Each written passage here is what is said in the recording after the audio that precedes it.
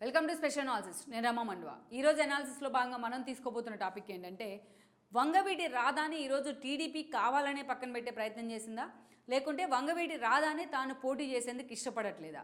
ఇంత క్రూషియల్గా జరగబోతున్న 2024 ఎన్నికలకు వంగవీటి రాధా ఎందుకు దూరంగా ఉండిపోయారు? అటు ఎంపీగా కొన్నిసార్లు, ఎమ్మెల్యేగా కొన్నిసార్లు ఆయన పోటీ చేస్తారనే ప్రచారం జరిగినా వంగవీటి రాధా ఎందుకు అంతగా తన ప్రత్యక్ష ఎన్నికల నుంచి పోటీ చేయడం మీద ఇష్టపడలేదు? ఈరోజు ఆయనకు కావాలనే టీడీపీ టిక్కెట్ ఇవ్వలేదంటూ కూడా వైసీపీ చేస్తున్న ప్రచారంలో వాస్తవం ఎంత? ఇంత తన చుట్టూ కూడా ఈ స్థాయిలో ప్రచారం జరుగుతున్నా వంగవీటి రాధా ఈరోజు ఎందుకు మౌనంగా ఉండిపోయారు? ఈ మొత్తం కూడా ఇందులో అసలు వాస్తవం ఎంత? ఆయన చుట్టూ జరుగుతున్న ప్రచారంలో అసలు వాస్తవం ఎంత? టీడీపీ టిక్కెట్లు ఇవ్వలేదనే ప్రచారంలో నిజం ఎంత? ఇవన్నీ కూడా ఈ రోజున రాధాకు సంబంధించి, ఆయన భవిష్యత్ రాజకీయాలకు సంబంధించి సీరియస్గా హాట్ టాపిక్ అవుతూ వస్తున్నాయి. మనం వీటికి ఆన్సర్స్ చెప్పుకోవాలంటే గతంలో జరిగిన పరిణామాలను కూడా ఒకసారి మనం గుర్తు చేసుకోవాలి ఇక్కడ. సో వంగవీటి రంగా, ఆయన తండ్రి వంగవీటి రంగా లెగసీని కంటిన్యూ చేస్తూ రాధా వచ్చినప్పటికీ కూడా బట్ ఆ స్థాయిలో పొలిటికల్గా, రాజకీయంగా మాత్రం ఆయనకు అదృష్టం కలిసి రాలేదనే చెప్పాలి. అయితే తన తండ్రి మరణం తర్వాత వంగవీటి రంగా తనకంటూ కూడా ఒక మార్క్ క్రియేట్ చేసుకున్నారు. వంగవీటి రంగా హత్య రాష్ట్రంలో ఎంత సంచలనం సృష్టించిందో మనకు తెలిసిందే.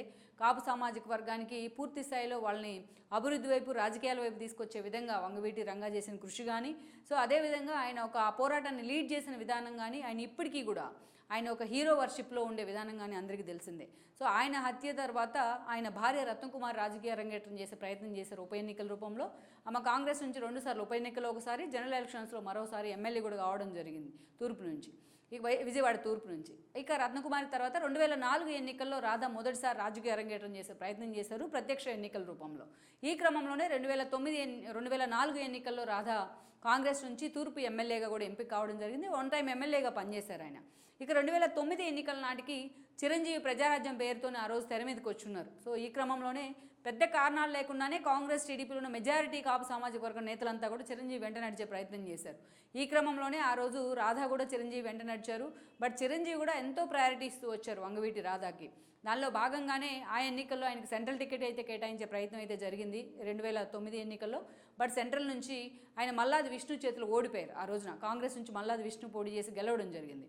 ఇక ఆ తర్వాత మనం చూసినట్లయితే, ఎప్పుడైతే చిరంజీవి తన ఓటమి తర్వాత పార్టీ 18 స్థానాలకే పరిమితమైన తర్వాత తన పార్టీని కాంగ్రెస్లో విలీనం చేశారు. ఈ క్రమంలోనే మెజారిటీ నేతలు మళ్ళీ కాంగ్రెస్ బాట పట్టే ప్రయత్నం చేశారు. అయితే వాళ్ళలో మెజారిటీ నేతలు జగన్మోహన్ రెడ్డి ఆ సమయంలో పార్టీ పెట్టిన తీరుతో ఆయన వెంట నడిచారు. దానిలో భాగంగానే రాధా కూడా ఆ రోజున వైఎస్ఆర్సీపీలో చేరడం జరిగింది. ఇక 2014 ఎన్నికల సమయానికి వచ్చేటప్పటికి రాధాకు జగన్మోహన్ రెడ్డి విజయవాడ తూర్పు టికెట్ కేటాయించారు. అయితే ఆ సమయంలో గద్దె రామ్మోహన్ అక్కడి నుంచి ఆల్రెడీ సీనియర్ నేతగా ఉన్నారు, ఎంపీగా పనిచేస్తున్నారు. సో అలాంటి గద్దె రామ్మోహన్ ముందు ఆ రోజు రాధా ఓడిపోవడం జరిగింది.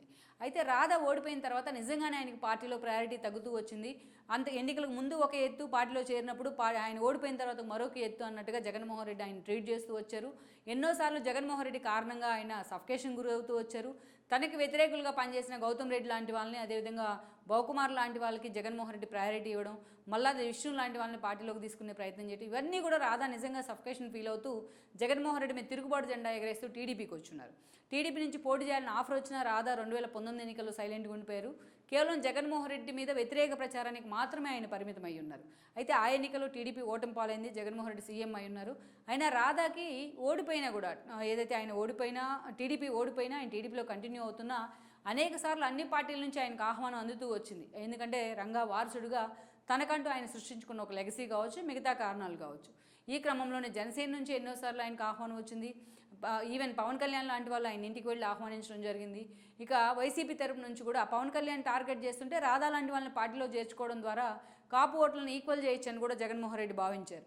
ఈ క్రమంలోనే స్వయంగా నాని మొదలుకొని వంశీ వరకు ఎన్నోసార్లు ఆయన దగ్గరికి రాయబారం నడిపిస్తూ వచ్చారు. అయినా రాధా మాత్రం ఎక్కడ తన మనసు మార్చుకోలేదు. ఇప్పటి వరకు టీడీపీలోనే ఉంటూ వచ్చారైనా ఏ పార్టీలో చేరేందుకు కూడా ఆయన ఇష్టపడలేదు. అయితే ఇదే సమయంలో ఆయన ఎక్కడ కోరితే అక్కడ టికెట్ ఇస్తామంటూ కూడా టీడీపీ ఆఫర్ చేస్తూ వచ్చింది. ఇటీవల ఆయన వివాహం కూడా చేసుకున్నారు.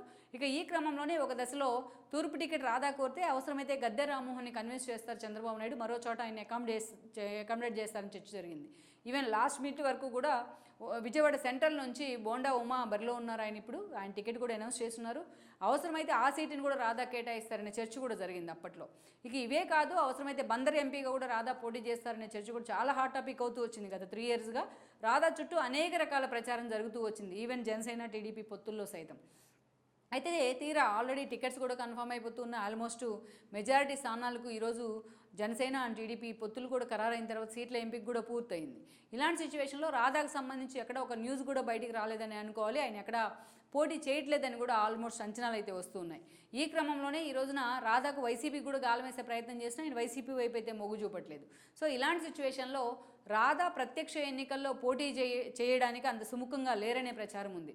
కానీ ఒకవైపు టీడీపీ ఆయన అవమానిస్తోంది, టికెట్ ఇవ్వట్లేదని వైసీపీ ప్రచారం చేస్తున్నా రాధా ఎక్కడ కూడా దీన్ని ఖండించే ప్రయత్నం చేయలేదు. తన చుట్టూ ఇంత ప్రచారం జరుగుతున్నా ఎక్కడ బయటకు వచ్చి మాట్లాడే ప్రయత్నం అయితే చేయలేదు. అయితే టీడీపీ జనసేన కూటమికి తన మద్దతు అన్న విధంగా ఆయన టీడీపీలోనే కొనసాగుతూ వస్తున్నారు. మరోవైపు బీజేపీ కూడా ఆయన సిస్టర్ కావ్య లాంటి వాళ్ళకు కూడా ఎన్నోసార్లు వాళ్ళు వెల్కమ్ చేసే ప్రయత్నం కూడా చేశారు. అయినా ఎవరు కూడా ఫ్యామిలీ వైపు నుంచి ఏ పార్టీ వైపు మొగ్గు చూపలేదు. టీడీపీలోనే వాళ్ళు కంటిన్యూ అవుతూ అయితే వస్తున్నారు. సో ఇలాంటి సమయంలో రాధా కావాలని తాను ప్రత్యక్ష ఎన్నికల్లో పోటీ చేయడం ఇష్టం లేకే రాధా ఈరోజు మౌనంగా ఉన్నారన్న ప్రచారం ఉంది. But at the same time Amaravati రైతుల తరపున ఎలా అయితే ఆయన పోరాటం చేస్తూ వచ్చారో పట్టాల శ్రీరామ్ లాంటి వాళ్ళతో కలిసి, అదే సమయంలో ఈరోజు రేపటి ఎన్నికల్లో మరోసారి ఆయన జగన్మోహన్ రెడ్డికి వ్యతిరేకంగా ప్రచారం చేసే అవకాశం ఉందని కూడా అంటున్నారు. ఇటీవలే ఆయన లోకేష్తోని చంద్రబాబు నాయుడుతో కూడా భేటీ అవుతూ వచ్చారు. బట్ ప్రత్యక్ష ఎన్నికలకు మాత్రం తాను దూరంగా ఉంటాను, బట్ ప్రచారంలో మాత్రం పార్టీ తరపున కీలక పాత్ర పోషిస్తానని కూడా చెప్పినట్టు ప్రచారం జరుగుతోంది. సో అయితే ఆయన వ్యతిరేకులు మాత్రం అటు వైసీపీ సోషల్ మీడియా లాంటి ఇవి మాత్రం ఈ రోజున పూర్తి స్థాయిలో రాధాకు టీడీపీ టికెట్ ఇవ్వలేదన్న ప్రచారం అయితే చేస్తుంది. అటు కాపు సామాజిక వర్గంలో ఒక వ్యతిరేకతను రివీల్ చేసే ప్రయత్నం అయితే చేస్తుంది. బట్ రాధా మాత్రం ఆయన బయటకు వచ్చి ఈ అంశం మీద క్లారిటీ ఇవ్వాలనేది ఆయన అభిమానుల ఆవేదన. మరి ఈ మొత్తానికి కూడా తన కేంద్రంగా జరుగుతున్న ఈ ప్రచారానికి రాధా ఎంతవరకు కూడా చెక్ పెట్టే ప్రయత్నం చేస్తారు, ఎంతవరకు క్లారిటీ ఇచ్చే ప్రయత్నం చేస్తారనే అంశం మాత్రం ఈ రోజున మనం వెయిట్ చేసి చూడాల్సిందే.